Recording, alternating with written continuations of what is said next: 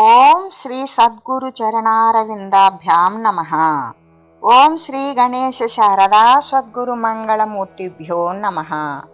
ఓం నమో భగవతే వేదవ్యాసాయ నమః. ఓం నమః ప్రణవార్థాయ శుద్ధ జ్ఞానైకమూర్తయే నిర్మలాయ ప్రశాంతాయ దక్షిణామూర్తయే నమః. ఓం ఈశ్వరో గురురాత్మేతి మూర్తిభేద విభాగినే వ్యోమవద్వ్యాప్తదేహాయ దక్షిణామూర్తయే నమః. శ్రీ గురుగీత ప్రథమోధ్యాయము. అయితే శ్రీ గురుమూర్తి యొక్క పాదతీర్థము ఏం కలిగిస్తుంది అంటే జ్ఞానాన్ని, వైరాగ్యాన్ని కలిగిస్తుంది. సమస్తమైనటువంటి జన్మము, దాని యందు చేసేటువంటి కర్మలను, వాటికి కారణమైనటువంటి అజ్ఞానాన్ని కూడా సమూలంగా నశింపజేస్తుంది అని తెలియజేస్తూ, అంతేకాదు శ్రీ గురుదేవుని యొక్క పాదతీర్థం సేవిస్తూ ఉన్నటువంటి పరమభక్తునికి ఆత్మ అనాత్మ అనేటువంటి వివేక జ్ఞానాన్ని కూడా కలిగజేస్తుంది. ఆ తర్వాత సర్వదృశ్య విషయాల యందు కూడా వానికి విరక్తిని పుట్టిస్తుంది. ఆ సర్వ విషయ ప్రవృత్తులను కూడా నిరోధిస్తుంది. అలా నిరోధించడం వల్ల కలిగిన జ్ఞానము సకల జన్మాలకు హేతుభూతమైనటువంటి కర్మలు కూడా నాశనం చేస్తుంది.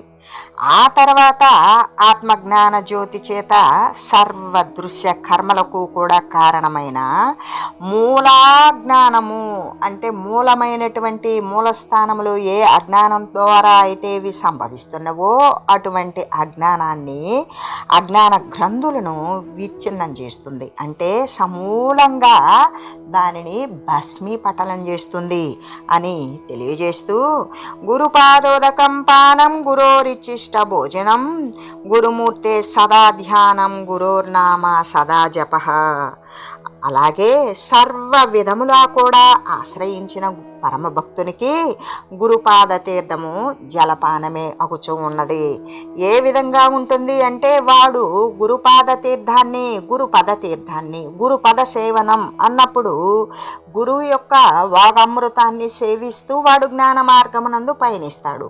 గురుపాదాల యొక్క శుభ్రపరిచినటువంటి నీటిని సేవించి వాడు అదే జలపానము అంటే వాడికి ఏ దాహార్తి అయితే ఉన్నదో, ఏ తాపత్రయాలతో కూడినటువంటి సకల జన్మలకు కారణమైనటువంటి ఏ దాహార్తి ఉన్నదో అది నశించిపోతుంది. అంతేకాదు భుక్తాన్న శేషమే భోజనమగుచూ ఉన్నది. ఏ విధంగా ఎవరైతే శ్రీ గురుదేవుని ఆశ్రయించినటువంటి భక్తులు ఉంటారో ఆ భక్తులు అందరూ అలా ఉండరు. పరమ భక్తులు తనను తాను తరింప చేసుకోవాలి అని అన్యథా శరణం నాస్తి త్వమేవ శరణం మమ అని ఎవరైతే వస్తారో, నీవు తప్ప నాకు ఇతరులెవ్వరూ శరణ్యం లేరు, నీవే నన్ను, మీరే నాకు గతి అని ఎవరైతే నమ్మి అక్కడ శ్రద్ధతో సేవ చేస్తూ తరించాలి అని ఎవరైతే వారు అనుకున్నటువంటి విషయమునందు మళ్ళీ మార్పులు చేర్పులు తెచ్చుకోక వారు నిర్ణయించుకున్నటువంటి విషయానికి కట్టుబడి పరమగురుని యొక్క సేవ చేస్తారో, పాదసేవ, వారి గురించి చెబుతూ వారికి ఏ విధంగా ఉంటుంది, వారే పరమభక్తులు. అటువంటి పరమభక్తులకి గురుపాద తీర్థమే జలపానము. వారు ఎల్లప్పుడూ కూడా వారికి దాహం కలిగినప్పుడల్లా ఏం అవుతుంది అంటే ఆ పదతీర్థాన్ని మళ్ళీ ఒకసారి సంస్మరించుకుంటారు. అలా చేస్తూ భుక్తాన్న శేషము భోజనము అగుచున్నది. ఏ విధంగా అంటే వారు తినగా మిగిలించినటువంటి పదార్థముతోనే వారి యొక్క జీవనం గడుపుకుంటూ ఉంటారు. ఇలా నిరంతరం కూడా మరి వాళ్ళు వేరొక పదార్థం తినరా అంటే దేహం నిలుపుకునేటందుకే పదార్థాన్ని స్వీకరిస్తారు. ఈ దేహం ఎందుకు నిలుపుతారు అంటే పారమార్థికమైనటువంటి జ్ఞానాన్ని సముపార్జించుకోవడం కోసమే దేహాన్ని నిలుపుతారు. ఈ పారమార్థికమైనటువంటి జ్ఞానం ఎందుకు సముపార్జించుకుంటారు అంటే పరమ సద్వస్తువైన ఏకో బ్రహ్మం ద్వితీయం నాస్తి, రెండవ వస్తువు లేనిది అద్వితీయమైనది ఏ సత్యమైన బ్రహ్మతత్వం ఉందో దాన్ని మరి దాని యందు ఊనుకొని ఉండడం కోసము తను కూడా పరబ్రహ్మ వస్తువే అవడం కోసము అటువంటి జ్ఞాన సముపార్జన చేస్తారు. ఇక్కడ ఒకదానికొకటి ఏ విధంగా దానిని కలపబడి ఉన్నది అంటే పరబ్రహ్మతత్వాన్ని పొందడం కోసం జ్ఞానాన్ని సముపార్జిస్తాడు. జ్ఞానం సముపార్జించే నిమిత్తం దేహాన్ని నిలుపుతాడు. దేహాన్ని నిలిపే నిమిత్తం పదార్థాన్ని భుజిస్తాడు. ఆ పదార్థం కూడా గురుభుక్త శేషమే అయి ఉండేటువంటి పదార్థాన్ని, అంటే తన యొక్క ఆరోగ్యాలు అనేటువంటిది దేహం ఉన్నంత వరకు కూడా నిరంతరం తాను చచ్చు వరకు జగము కృంగు వరకు కూడా ఎల్లవేళ ఆ పరబ్రహ్మ వస్తువును స్మరిస్తూ గురుపాద సేవ చేస్తూ గురువు యొక్క పద వాగీంద్రియం ద్వారా వచ్చేటువంటి పద అర్థముల ద్వారా ఆ యొక్క మార్గాన్ని అనుసరిస్తూ ఎవడైతే నిర్విరామంగా నిరాటంకంగా శ్రమ చేస్తూ జ్ఞానమునందు ఆరూఢుడై ఉంటాడో వాడు మాత్రమే పరబ్రహ్మతత్వాన్ని పొందగలుగుతాడు. అటువంటి వానికి ఏ విధంగా ఉంటుంది అంటే గురుపాద తీర్థమే జలపానమవుతుంది, గురుభుక్త శేషమే భోజనము అవుతుంది. ఇలా నిరంతరం కూడా పవిత్రమైన గురువర మూర్తిని ధ్యానించడమే ధ్యానం అవుతుంది. వాడు ఏం ధ్యానిస్తాడు అంటే గురువు నుండి ఎప్పుడు ఎటువంటి విషయం బోధితమవుతుంది, గురువు అనుసరించేటువంటి విధానం, గురువు చేసుకునేటువంటి అనుష్ఠాన ధ్యానాది కార్యక్రమాలు, ఆ విధంగా ప్రతి విషయాన్ని మరి మానసికంగా గ్రహిస్తూ మరి నోటితో కీర్తిస్తూ ఆ విధమైనటువంటి త్రికరణ శుద్ధిగా కట్టుబడి త్రికరణ సహితముగా గురువు యొక్క విషయాలను వాడు గ్రహిస్తూ ఆ విధంగా అనుసరిస్తూ గురువునే ధ్యానిస్తూ ఉండేటువంటి విషయమే ధ్యానం అవుతుంది. అలాగా సర్వకాల సర్వావస్థల యందు సర్వకాలముల యందు అంటే భూత భవిష్యత్ వర్తమాన కాలాల యందు కూడా గురుమూర్తే సదా జపేత్.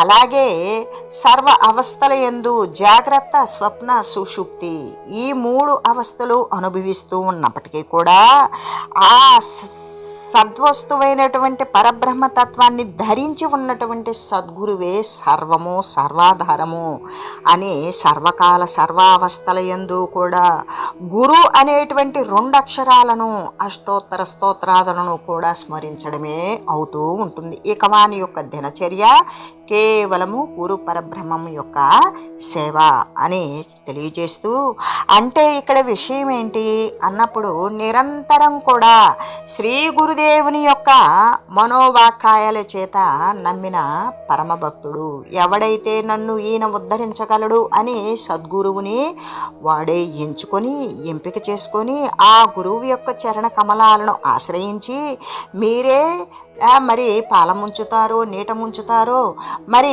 మీరే నన్ను అనుగ్రహించి నాకు ఉన్నతమైన ఊర్ధ్వమైన శాశ్వతమైన పదాన్ని చెందించండి అని బాధ్యతంతా గురువుపై వేసి వాడు కేవలము నిమిత్త మాత్రంగా వాడు గురుసేవ చేస్తూ ఆ ధ్యానమునందు నిమగ్నమై ఉండేటువంటి పరమభక్తుడు ఏం చేస్తాడు అంటే గురుపాద తీర్థాన్నే పానం చేయాలి.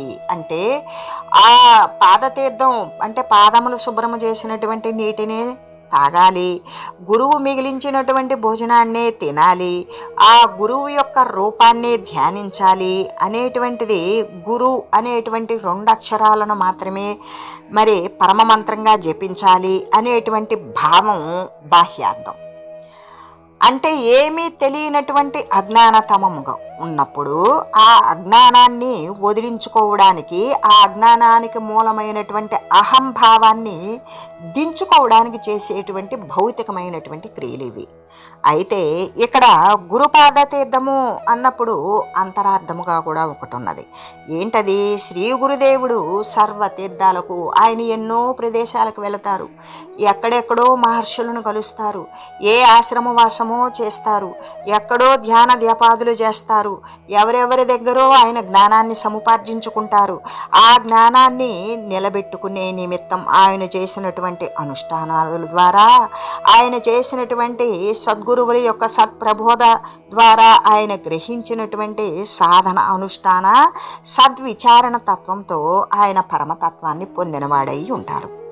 అటువంటి మహనీయుడు ఎన్ని కష్ట నష్టాలకు ఓర్చి ఎన్నో ప్రదేశాలు తిరిగి ఆయన యొక్క పాదాలు తనకు ఉన్నటువంటి అఖండ వైరాగ్యము చేత ఎక్కడైతే నేను ఈ పరమ సత్య వస్తువుని పొందుతాను అనేటువంటి ఆక్రోశిస్తూ ఆవేదనతో తిరుగుతూ వెతుకుతూ దొరికినటువంటి ప్రతి ఒక్క పుణ్యపురుషుడు అనిపించిన వాడిని సేవిస్తూ వాని దగ్గర లభించినటువంటి జ్ఞానాన్ని సంగ్రహిస్తూ మళ్ళీ మళ్ళీ కూడా ఆ విధంగా పైనుంచి తనను తాను ఉద్ధరించుకునేటంత వరకు కూడా, తన తత్వాన్ని తను సాక్షాత్కరింప చేసుకునేటంత వరకు కూడా ఆయన శ్రమించినటువంటి తీర్థాలు ఏవైతే ఉన్నవో అట్టి మహాపురుషుని దివ్య పాద తీర్థమునందు తీసుకొనగోరుచున్నారు. అంటే శ్రీ గురుదేవుడు ఏ విధంగా ఎక్కడెక్కడ ఎలా తిరిగారు అటువంటి పవిత్రమైనట్టి యోగ్యతను సంపాదించడమే గురుపాద తీర్థ సంసేవనము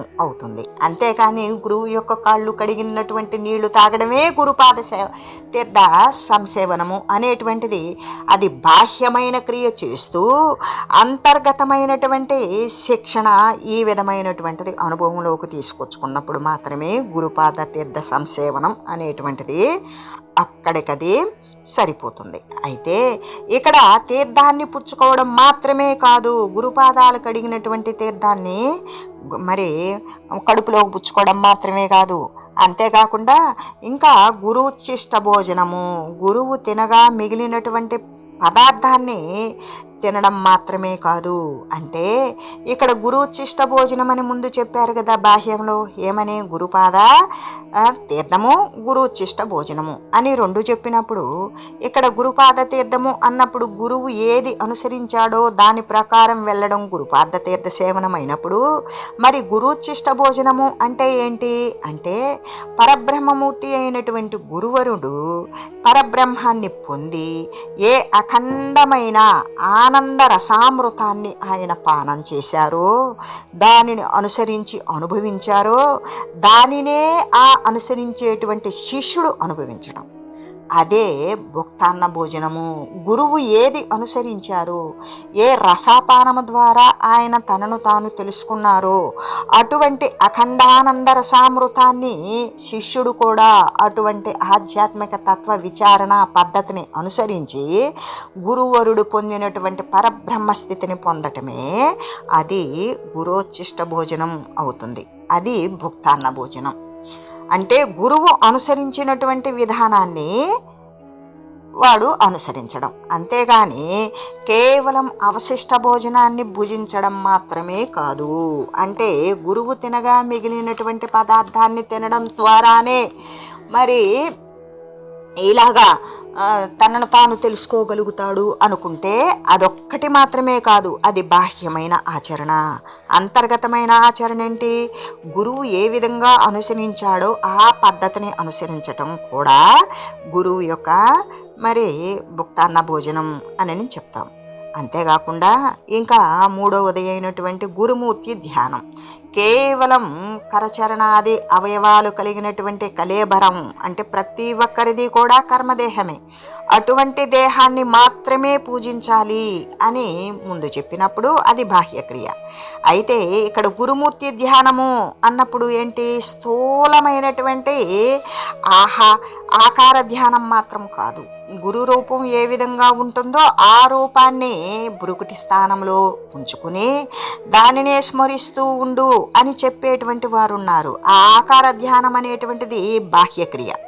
అయితే అసలు అంతర్గతమైన మరి సచ్చిష్యుడు అనుసరించవలసినటువంటి క్రియ ఏమిటి అంటే, గురువరుడు దేనినైతే ధ్యానించాడో, ఆయన లక్ష్యం దేనిపై ఉంచాడో దానిని, ఆ లక్ష్యాన్ని ఆయన దృష్టిలో ఉంచుకొని దేని ధ్యానిస్తూ ఆయన అటువంటి తత్వాన్ని పొందారో, పరబ్రహ్మ తత్వాన్ని పొందారో, అటువంటి లక్ష్యాన్ని ఉంచుకొని చేయడమే ధ్యానం అవుతుంది. అంతేకాని కేవలం గురుమూర్తి గురు ఆకారాన్ని మాత్రమే గురుతులో ఉంచుకొని ఆ ఆకారాన్ని, ఆకారము అంటే రూపనామ క్రియలకు చెందినటువంటి ప్రతి ఒక్కటి కూడా యదృశ్యం తన్నశ్యం, నశించిపోయేటువంటివి, కంటికి గోచరమయ్యేటువంటివి ప్రతిదీ నశించిపోయేటువంటివి.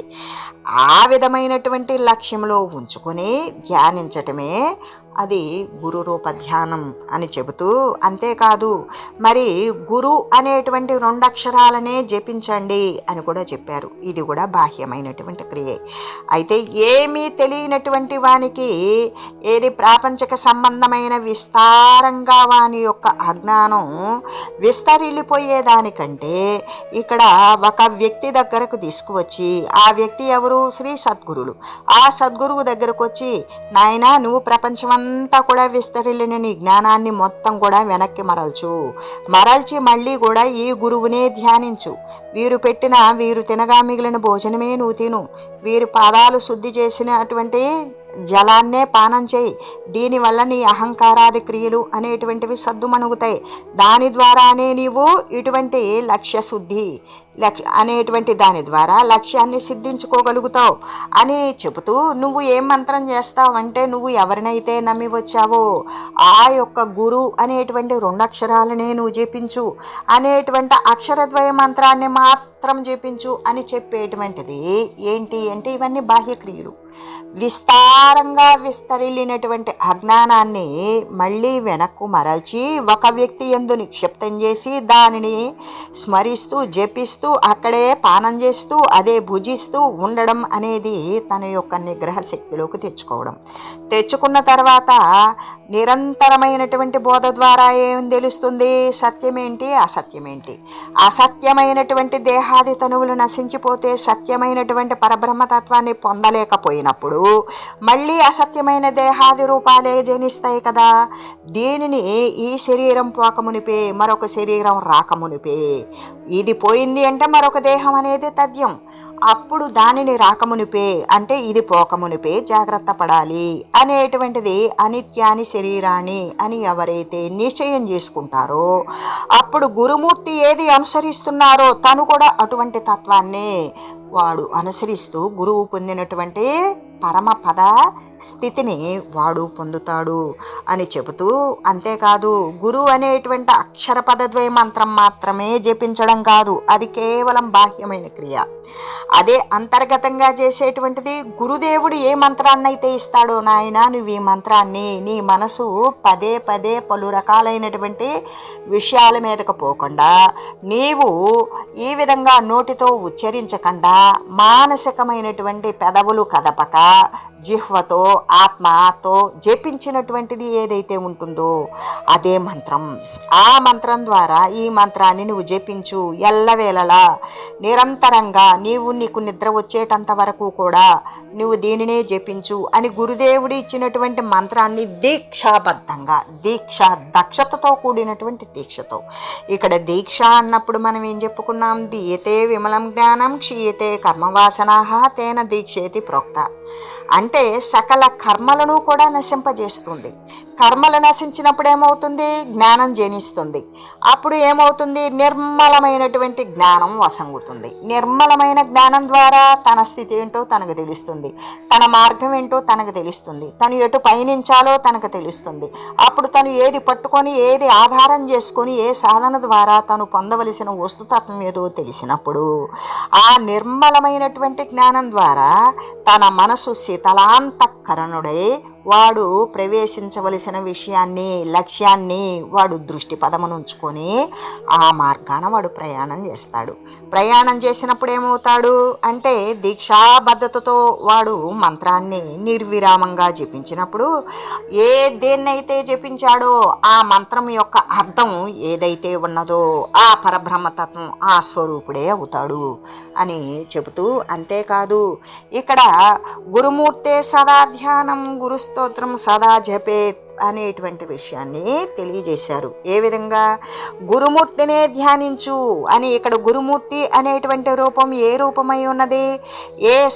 సదా సర్వత్రా కేవల పరబ్రహ్మతత్వము సర్వవ్యాపకమై ఉన్నటువంటి ఏ పరిపూర్ణ తత్వం అయితే ఉన్నదో అదే ధరించినటువంటిది గురుతత్వం. ఆ గురుతత్వాన్ని నువ్వు సదా ధ్యానం చేసినప్పుడు నీవు దేన్ని ధ్యానం చేసినట్లు? పరబ్రహ్మ స్వరూపాన్ని ధ్యానం చేసినట్లు. సదా గురు స్తోత్రం సదా చెప్పే గురువు ఉపదేశించినటువంటి మంత్రాన్ని దీక్షగా తీసుకొని నీవు దీక్షాబద్ధుడివై ఆ విధంగా జపించి జపించి చివరకు ఆ మంత్రస్వరూపుడివే అవుతావు అని తెలియజేస్తూ, అంతేకాదు మరి ఇంకా కూడా ఏమని చెప్పారు, గట్టిగా నొక్కి ఒక్కాణించి గురోర్నామ సదా చెప్పే గురువు యొక్క నామాన్ని ఎల్లప్పుడూ జపించు. గురువు యొక్క నామం ఏంటి? పరబ్రహ్మతత్వం. గురువుకు పెట్టినటువంటి పేరు కాదు ఇక్కడ. అక్కడ గురువు రూపము పరబ్రహ్మతత్వమే, గురునామము పరబ్రహ్మతత్వమే, గురువు జపము పరబ్రహ్మతత్వమే. ఇంతకు మించి మరి ఇంకొకటి ఉన్నదా అంటే లేదు. అంటే నువ్వు పానం చేసినా, ఏది ఏ తీర్థాన్ని తాగినా, ఏ భోజనం చేసినా, ఏమి ధ్యానించినా, ఏమి జపించినా సర్వం కూడా దేనికోసం చెప్పారు అంటే పరబ్రహ్మ వస్తువును పొందడానికే అని శ్రీ మహేశ్వరులు ఏమని చెప్పారు అంటే, గురువును ఎవరు నమ్మి పరమ భక్తుడు ఉంటాడో వాని యొక్క విధి విధానము ఈ విధమైనటువంటి పరబ్రహ్మతత్వాన్ని పొందిస్తుంది అని శ్రీ పరమేశ్వరుడు చెబుతూ, ఇంకా ఏమని చెప్తూ ఉన్నారు అంటే, మరి నీవు ఎవరికి నమస్కరిస్తున్నావని అడుగుతూ ఉంటావు కదా, ఈ పరబ్రహ్మతత్వమైనటువంటి సదా సద్గురువుకి నేను నమస్కరిస్తూ ఉంటాను అని తెలియజేస్తూ, ఓం మంగళం శ్రీ గురుదేవాయ మహనీయ గుణాత్మనే సర్వలోక శరణ్యాయ సాధురూపాయ మంగళం. ఓం లోకా సమస్తా సుఖినో భవంతు. ఓం శ్రీ సద్గురు పరబ్రహ్మార్పణమస్తు. ఓం తత్సత్.